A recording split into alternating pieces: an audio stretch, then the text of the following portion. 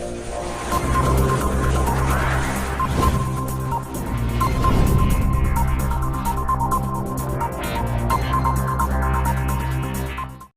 दोस्तों, आज भी एजुकेशनल क्लासेज में एक बार आपका पुनः स्वागत है।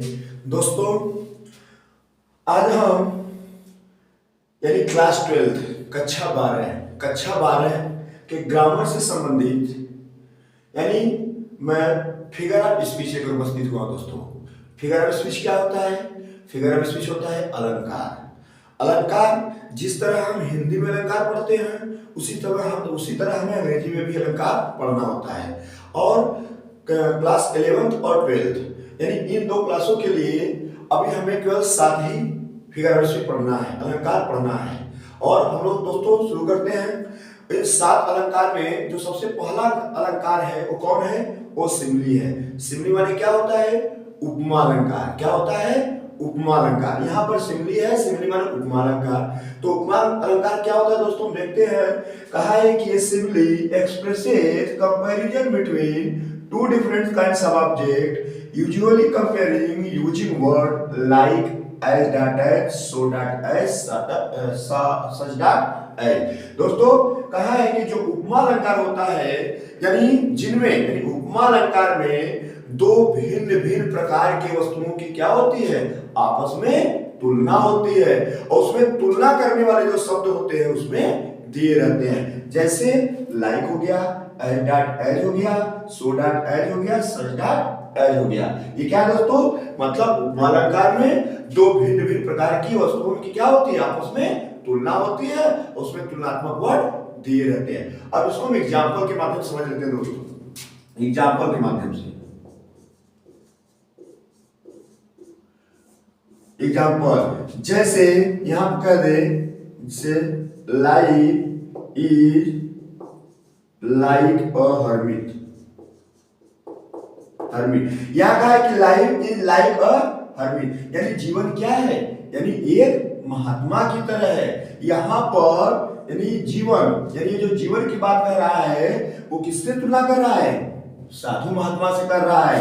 कहने का मतलब कि यहाँ पर दो क्या है? भिन्न भिन्न प्रकार की वस्तुएं हैं। जीवन अलग चीज है और साधु महात्मा अलग है। ये दो भिन्न भिन्न प्रकार की वस्तुएं हैं। इनकी आपस में क्या हो रही है? तुलना हो रही है। जब आपस में तुलना हो रही है इसका मतलब क्या होगा? सिमली होगा। और इसमें तुलनात्मक वर्ड लाइक दिया गया है तो ये क्या हो जाएगा? यानी ये हमारा उपमा अलंकार हो जाएगा। कहने का मतलब दो वस्तुएं, यहाँ पे दो वस्तुएं अलग अलग हैं और दोनों की क्या हो रही है? आपस में तुलना हो रही है। हमें पता कैसे चला? यहाँ पे तुलनात्मक वर्ड लाइक दिया गया है। जीवन है लेकिन कैसा? महात्मा की तरह यहाँ पर क्या तुलनात्मक वर्ड दिया गया। इसका मतलब क्या हो गया? सिमली हो गया। हम और देख लेते हैं। जैसे life is like a dream यानी जीवन इज कहा कि life is like a dream. जीवन है एक स्वप्न यानी स्वप्न नहीं है की तरह है। यहां पर जीवन की तुलना किससे हो रही है? स्वप्न से हो रही है। तो कहने का मतलब कि यहां पर दो भिन्न भिन्न प्रकार की वस्तुएं हैं, दोनों की आपस में क्या हो रही है? तुलना हो रही है। इसमें तुलनात्मक वर्ड दिया गया है। दोस्तों, और हम एग्जांपल दे देते हैं। जैसे she is as fresh as dew यानी she is as fresh as dew यानी वह तरोताजा है लेकिन किसकी तरह? किसकी तरह? ड्यू माने ओस की तरह।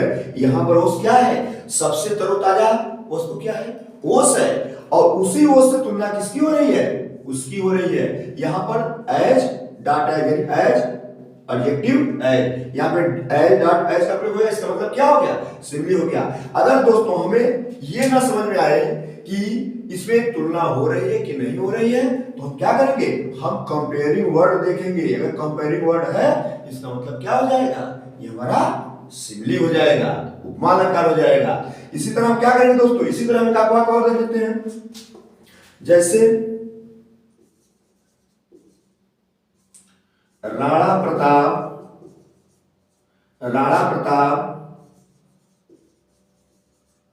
हार्ट लाइक लायन यहाँ कहा कि राणा प्रताप फॉट, राणा प्रताप लड़े किसकी तरह? शेर की तरह। यहां पर राणा प्रताप की तुलना किससे हो रही है? शेर से हो रही है। कहने का मतलब शेर क्या होता है? सबसे बहादुर जानवर है, और इसी की तुलना किससे हो रही है? राणा प्रताप। राणा प्रताप की तुलना इसी से हो रही है।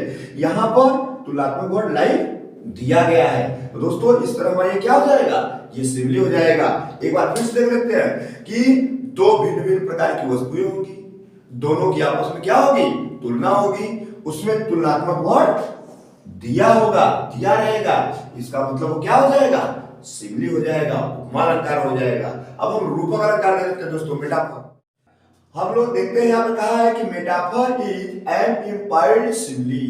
कहने का मतलब कि मेटाफर में क्या होता है? जस्ट उपमा अलंकार में क्या होता है? उल्टा होता है। उसमें दो भिन्न भिन्न प्रकार की वस्तुएं होती हैं और दोनों की क्या होती है? आपस में तुलना होती है और उसमें तुलनात्मक वर्ड दिया रहता है। लेकिन इसमें कहा है कि ये क्या होता है? उसका उल्टा होता है। कहने का मतलब कि दो भिन्न भिन्न प्रकार की वस्तुएं होंगी, लेकिन वो क्या होंगी?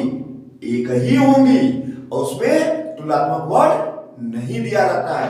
तो हम इसको एग्जाम्पल के माध्यम से समझ लेते हैं। जैसे पहला एग्जाम्पल देख लेते हैं यहां पर। एग्जाम्पल जैसे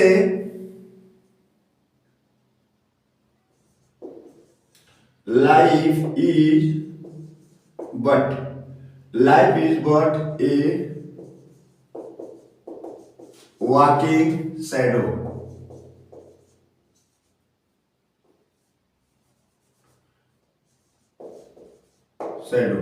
यहां पर कहा है कि life is but A walking shadow. जीवन है लेकिन क्या? चलती फिरती परछाई। यहां पर देखिए जीवन को ही क्या मान लिया है? चलती फिरती परछाई मान लिया है। कहने का मतलब देखिए इसमें क्या है? कंपेयरिंग वर्ड नहीं है, तुलनात्मक वर्ड नहीं है। कहने का मतलब यहाँ दो भिन्न भिन्न प्रकार की वस्तुएं हैं और दोनों को क्या मान लिया गया है? एक ही मान लिया गया है। इसका मतलब जब दो भिन्न भिन्न प्रकार की वस्तुएं हों और दोनों को एक ही मान लिया जाए तब कौन सा अलंकार होगा? रूपक अलंकार होगा, मेटाफर होगा। यहाँ पर दो वस्तुएं भिन्न भिन्न प्रकार की है लेकिन दोनों को एक ही मान लिया गया है। जीवन को क्या मान लिया गया है? चलती फिरती परछाई। हम एग्जांपल और दे सकते हैं, जैसे लाइफ इज अ ड्रीम। यहां पे कहा है कि लाइफ इज अ ड्रीम, यानी जीवन है लेकिन क्या? एक स्वप्न। इसमें क्या है? कंपेयरिंग वर्ड नहीं दिया है। कहने का मतलब जीवन को ही क्या मान लिया है? स्वप्न मान लिया है। यानी हम चाहे जीवन को स्वप्न कहें चाहे स्वप्न को जीवन कहें, मतलब क्या है? एक ही है। पर जब दो अलग अलग वस्तुओं को एक ही मान लिया जाता है तो क्या होता है? रूपक अलंकार, मेटाफर होता है। इसी तरह हम देख लें और एक देखते हैं।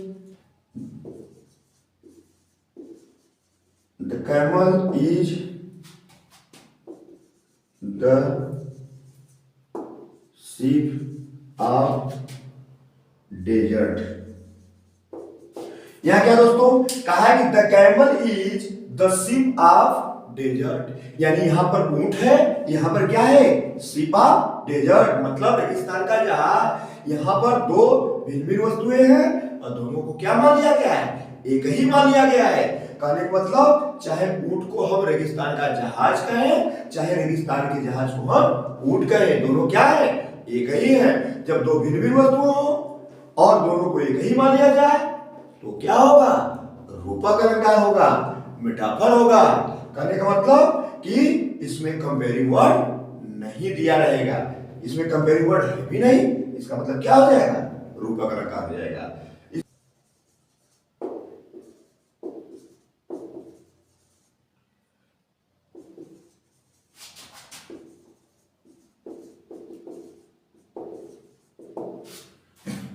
देखिए दोस्तों कहा कि life is a tale. Life is a tale told by an idiot, यानी जीवन को क्या माना गया है? एक कहानी माना गया है। हम चाहे जीवन को कहानी कहें चाहे कहानी को जीवन कहें, दोनों क्या है? एक ही है। यानी कहा है कि life is a tale told by an idiot, मतलब एक मूर्ख द्वारा कहा गया है कि जीवन क्या है? एक कहानी है। दोस्तों यहाँ पर जीवन को कहानी मान लिया गया है। ये दो यानी जीवन अलग है, टेल यानी कहानी अलग है। दो भिन्न भिन्न वस्तुएं हैं, लेकिन दोनों को क्या मान लिया गया है? एक ही मान लिया गया है। इसमें कंपेयरिंग वर्ड नहीं है। इसका मतलब क्या होगा? मेटाफर होगा, रूपक अलंकार होगा। तो पर्सोनिफिकेशन तीसरा क्या है? पर्सोनिफिकेशन है। पर्सोनिफिकेशन माने क्या होता है?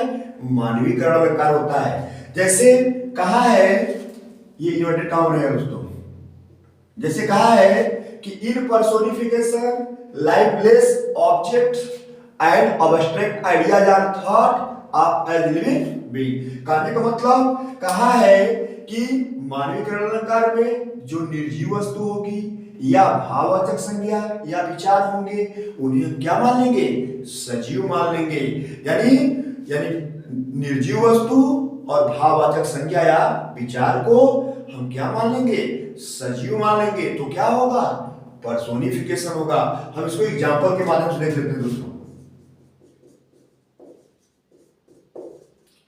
एग्जांपल जैसे anxiety is sitting on her face. कहा है कि anxiety is sitting on her face, यानी एंजाइटी माने क्या होता है? चिंता। चिंता को किसी ने देखा है? चिंता को किसी ने नहीं देखा होगा। क्यों?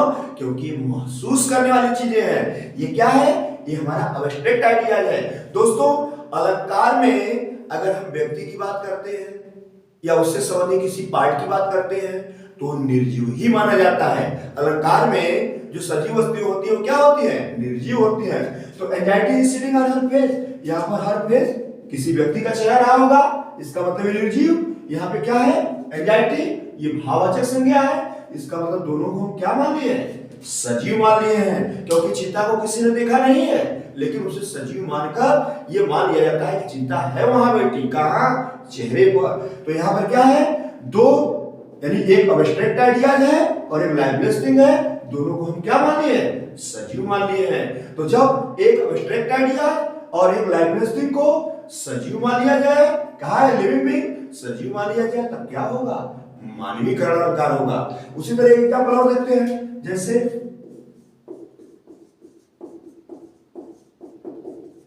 Opportunity knocks at the door but once।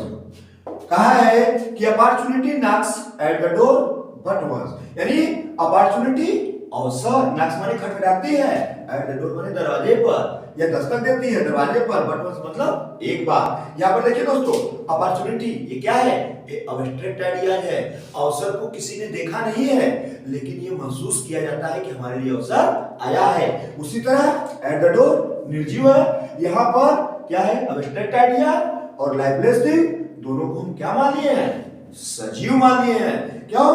क्योंकि ये महसूस होता है कि अवसर है, वहां पर अवसर को ही सजीव मान लिया गया है। इसका मतलब कि जब एक अब्स्ट्रैक्ट आइडिया या थॉट या लाइफलेस थिंग को सजीव मान लिया जाए तो क्या होगा? पर्सोनिफिकेशन होगा, मानवीकरण अलंकार होगा।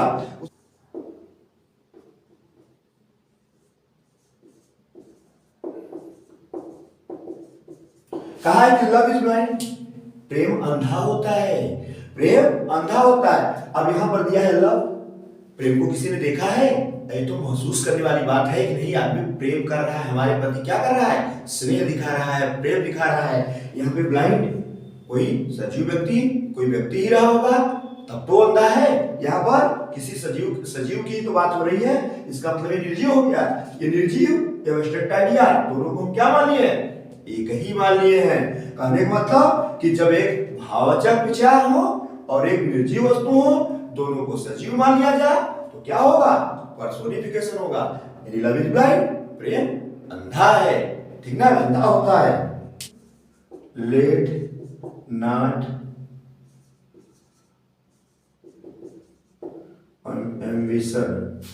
ambition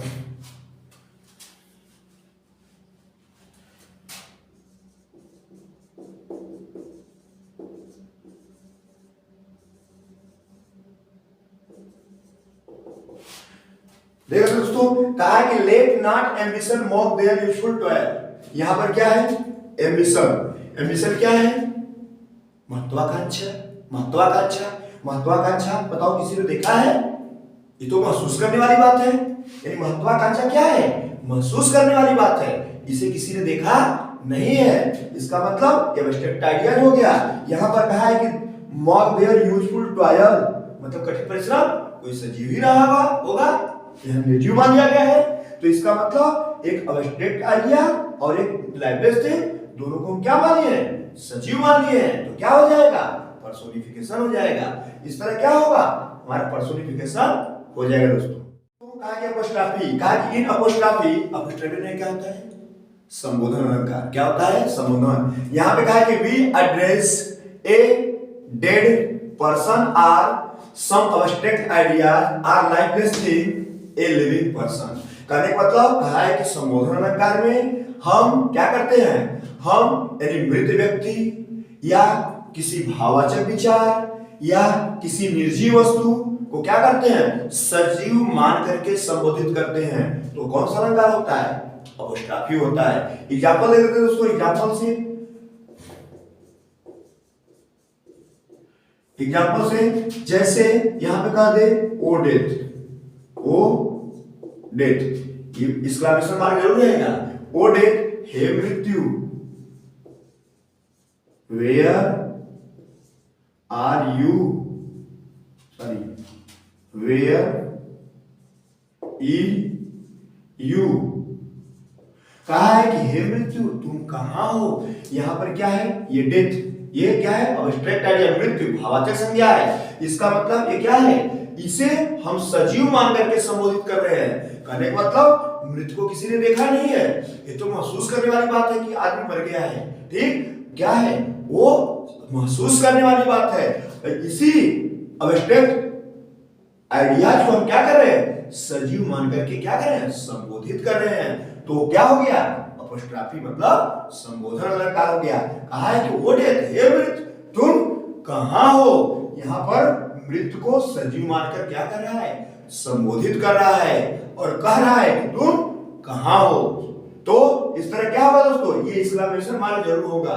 इसका मतलब अपोस्ट्रोफी हो जाएगा। इसी तरह हम देख लेते हैं। तो कहा कि ओ लिबर्टी, यहां पर क्या था? ओ डेथ था। यहां पर क्या है? ओ लिबर्टी। यहां भी ये क्या है? एब्स्ट्रैक्ट आइडिया ही है। स्वतंत्रता को किसी ने देखा नहीं है, हम इसे क्या कर सकते हैं? केवल महसूस कर सकते हैं। इसका मतलब हम इसको, इस स्वतंत्रता को क्या मान लिए? सजीव मान लिए हैं। और इसे सजीव मान करके क्या कर रहे हैं? संबोधित कर रहे हैं कि what's comes have been commented in the name. यानी क्या कहा है कि what's comes have been commented in the name. कहने का मतलब कि हम ये जो हमारा लिबर्टी है ये एब्स्ट्रैक्ट आइडिया है और इसे हम सजीव मान करके क्या कर रहे हैं? संबोधित कर रहे हैं। यहां पर देखिए एक्सक्लेमेशन मार्क लगा है। इसका मतलब क्या है?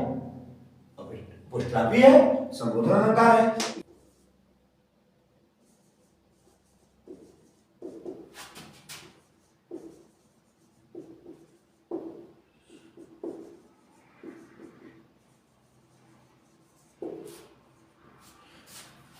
देखिए दोस्तों, कहा है कि O grave where is the victory. क्या कहा है? यहां कहा है कि O grave where is the victory. यहां पर देखिए ओ ग्रेव यानी हे गंभीरता, वेयर इज द विक्ट्री यानी तुम्हारी विजय कहां है। इसका मतलब क्या कर रहा है? यहां पर ये फिर एब्स्ट्रैक्ट आइडियाज है यानी भाववाचक विचार है। इसका मतलब इसी को हम सजीव मान करके क्या कर रहे हैं? संबोधित कर रहे हैं। कहने का मतलब कि ये क्या है? निर्जीव मतलब भाववाचक संज्ञा है। इसी को हम क्या कर रहे हैं? संबोधित करते हुए यानी सजीव मानकर संबोधित करते हुए क्या कर रहे हैं? कि तुम्हारी विजय कहां है। यहां पे एक्सक्लेमेशन मार्क लगा है। इसका मतलब क्या हो गया? अपोस्ट्रोफी, संबोधन अलंकार हो गया। अब पांचवा है हाइपरबोल। हाइपरबोल में क्या होता है? अतिशयोक्ति अलंकार। कहा है कि in hyperbole a statement is made emphatic by overstatement. कहने मतलब कि किसी बात को यानी आवश्यकता से अधिक बढ़ा चढ़ाकर पेश करने पर क्या होता है? अतिशयोक्ति अलंकार होता है। मतलब कि हम किसी बात को क्या कहते हैं? मतलब होता है इतना छोटा और उसको बढ़ा चढ़ा इतना बड़ा बना देते हैं कि अरे ये ऐसे हो गया। इसका मतलब वो क्या होगा? अतिशयोक्ति अलंकार हो गया। जैसे एग्जांपल दे लेते हैं। एग्जाम्पल जैसे 10,000 saw I at a glance। कहा है कि 10,000 सा आई एट ए ग्लांस, मैंने एक दृष्टि में कितना देखा? 10,000 को देखा। कहने का मतलब कि एक दृष्टि में 10,000 को देखा। ये मतलब कि क्या है? किसी बात को क्या कर रहा है? बढ़ा चढ़ा कर रहा है। हम अगर अपने आंखों से किसी को देखेंगे, किसी चीज को देखेंगे तो 1,000, 2,000, 4,000, लेकिन 10,000 को देखा, ये क्या है? ये बढ़ा चढ़ा कर पेश कर रहा है। कहने का मतलब कि जब भी किसी बात को बढ़ा चढ़ा कर पेश किया जाएगा तो क्या होगा? वो अतिशयोक्ति अलंकार होगा। उसी तरह देख लेते हैं, जैसे rivers of blood flowed in the battle. कहा है कि युद्ध के मैदान में, यानी युद्ध के मैदान में क्या हो गई? खून की नदियां बह गई। अरे भाई, यानी युद्ध होता है, खून बहता है, बहुत खून बहता है, लेकिन ऐसा नहीं होता है कि नदी बह जाए। ये क्या है? ये बात को क्या कर रहा है? बढ़ा चढ़ाकर पेश कर रहा है। यानी कह रहा है कि युद्ध के मैदान में खून की नदियां बह गई। यह किसी बात को क्या कर रहा है? बढ़ा चढ़ाकर प्रस्तुत कर रहा है। इसका मतलब जब किसी बात को बढ़ा चढ़ाकर प्रस्तुत किया जाता है तो क्या होता है? अतिशयोक्ति अलंकार होता है।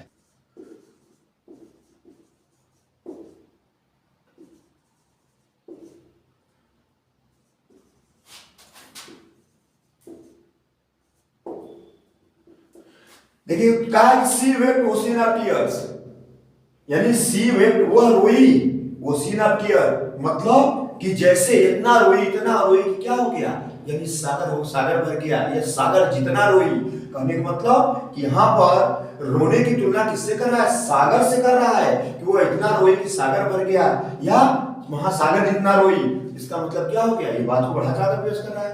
अरे भाई, आदमी कितना रोता है, यानी रोएगा, उसकी आंख गिरेगी, क्या उसका शरीर बहुत होगा हल्का फुल्का कपड़े भी देख सकते हैं, लेकिन सागर जितना थोड़ी, कितना कोई रो दे कि सागर भर जाए। इसका मतलब ये बात को क्या कर रहा है? बढ़ा चढ़ाकर प्रस्तुत कर रहा है। तो जब बात को बढ़ा चढ़ाकर प्रस्तुत कर रहा है, इसका मतलब क्या होगा? अतिशयोक्ति अलंकार। In oxymoron, we find the association of two words or phrases having opposite meaning। कहने का मतलब कि ऑक्सीमोरन क्या होता है? विरोधाभास होता है। ऑक्सीमोरन माने क्या होता है? विरोधाभास होता है। इसमें क्या कहा है? कहा है कि हम लोग पाते हैं, यानी दो शब्दों को, यानी दो शब्दों या दो वाक्यांशों को जो आपस में क्या होते हैं? यानी विपरीत अर्थ रखते हैं। जो आपस में क्या रखते हैं? विपरीत अर्थ रखते हैं, उन्हें हम क्या कहेंगे? ऑक्सीमोरन कहेंगे। ऑक्सीमोरन, अब एग्जांपल के माध्यम से इसको समझ लेते हैं। एग्जांपल जैसे कहा है कि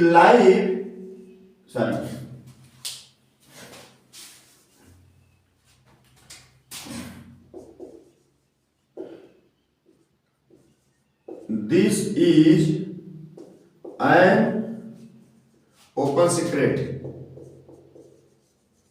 कहा है कि this is an open secret, यानी देखिए क्या है कि दो शब्द है, ओपन और सीक्रेट। ये क्या है? दोनों की मीनिंग क्या है? विपरीत है। कहा है कि this is an open secret, यह एक खुला रहस्य है। अरे भाई, जब ये खुल गया तो फिर रहस्य कहां रहा? जब रहस्य है तो फिर खुलेगा कहां? कहने का मतलब कि दो वस्तुएं हैं, आपस में क्या है? अपोजिट मीनिंग अर्थ रख रहे हैं। इसका मतलब क्या हो जाएगा? ऑक्सीमोरन। कहने का मतलब खुला है लेकिन रहस्य है। बताइए, रहस्य कभी खुलता है? और जब खुल गया तो फिर रहस्य रह गया, इसका मतलब क्या हो जाएगा? ऑक्सीमोरन है। उस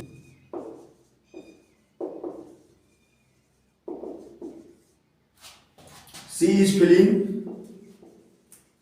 स्वीट पेन।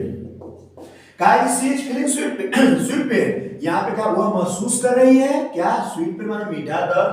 अरे भाई, जब दर्द है तो दर्द मीठा भी होता है क्या?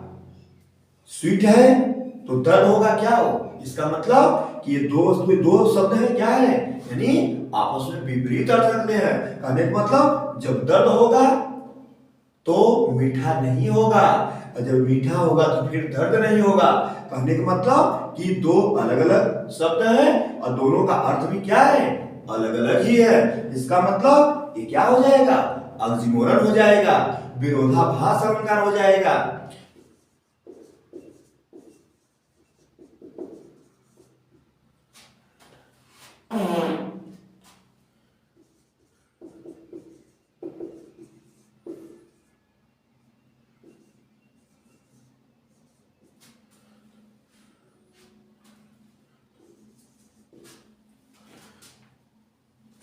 देखिए कहा है कि एंड हैविंग नथिंग ही है था, यानी कहा है कि सब कुछ, यानी कुछ भी नहीं है लेकिन सब कुछ है।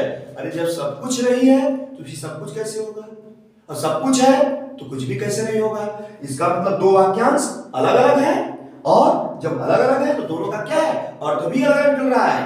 कहने मतलब कि दो वाक्यांश है यहाँ और दोनों का अर्थ अलग अलग है, विपरीत है। इसका मतलब क्या हो जाएगा, ऑक्सीमोरन हो जाएगा। इस तरह हमारा क्या हो जाएगा, यानी विरोधाभास अलंकार हो जाएगा। और फिगर ऑफ स्पीच का ये अंतिम है ओनोमाटोपोइया।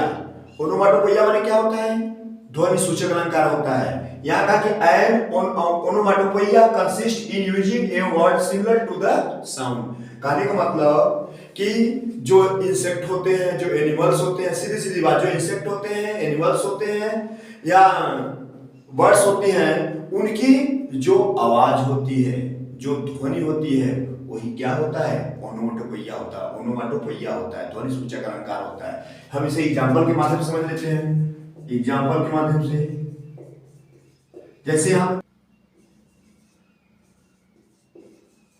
Queen of doves,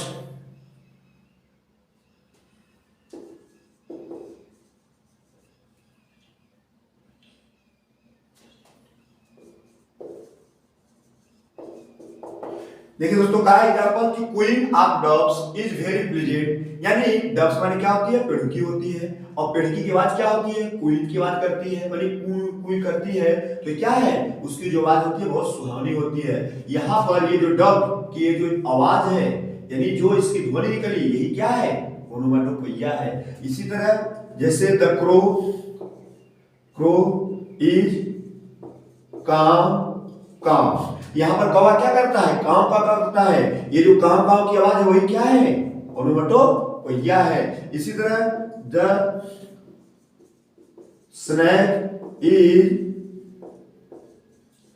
hissing, the snake is hissing, यानी सर्प क्या करता है, यानी फुफकारता है। ये जो सर्प की फुफकारने की आवाज है, ये जो मतलब फुफकारने की आवाज निकल रही है वही क्या है, ये ध्वनि सूचक अलंकार यानी ओनोमाटोपोइया है। दोस्तों इस तरह हम फिगर ऑफ स्पीच के अंतर्गत ये जो हमारे 7 अलंकार थे, हम उसको अच्छी तरह देखेंगे, क्योंकि यूपी बोर्ड परीक्षा 2023 में यानी 3 नंबर के लिए आएंगे। यानी एक डिफिनेशन आएगा और डिफिनेशन के बाद 2 एग्जाम्पल आएंगे।